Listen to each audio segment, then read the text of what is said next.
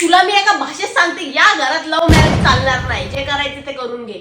लग्न नाही करणार ना, नको करू. राहत हा आई बाप एवढं जीवापाड प्रेम करतात तरी त्यांना त्यांच्यावर लव नाही झालं, पण तो 4 दिवसाचा आलेला तो घोडा त्याच्यावर लव झाले. लव मॅरेज करायला निघाल्या ते थोबाड फोडीन ना. हा यांना असं वाटायचं का पूर्ण खानदान यांच्यासारखे पोरी ना कुणालाच नाहीये. एकदम खरं वाटायचं, पण अपोजिट. यांच्यासारख्या नालायक पोरी कोणाच्या घरी नाहीये. म्हणजे आजपर्यंत पूर्ण आमच्या खानदानात कोणी लव्ह मॅरेज नाही केलं. हा आणि ही उठून सांगते मला लव्ह मॅरेज करायचं.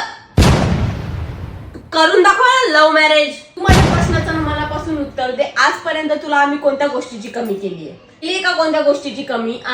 तुला या कॉलेजला जायचं त्या कॉलेजला घातलं, मला आता हा ड्रेस पाहिजे हा ड्रेस घेऊन दिला, मम्मी मला हे जेवण करायचं मला ते नाही करायचं, ते सगळं तुझे लाड हट्ट सगळे पुरवले. बदलत आम्हाला काय दिलं? हे लव्ह मॅरेज. लव्ह मॅरेज म्हणजे तुम्हाला आता भावला भावलीचा खेळ वाटला काय? तुम्हाला लव्ह झालं लगेच मॅरेज झालं.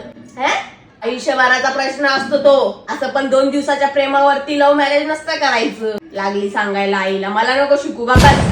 तुला मी आता शेवट सांगते, लव्ह मॅरेजचा विषय ना तू सोडून दे. कारण जोपर्यंत मी जिवंत आहे ना तोपर्यंत तुझं लव्ह मॅरेज मी होऊन देणार नाही. तू बघत राहा, मी पण तुझी आई आहे.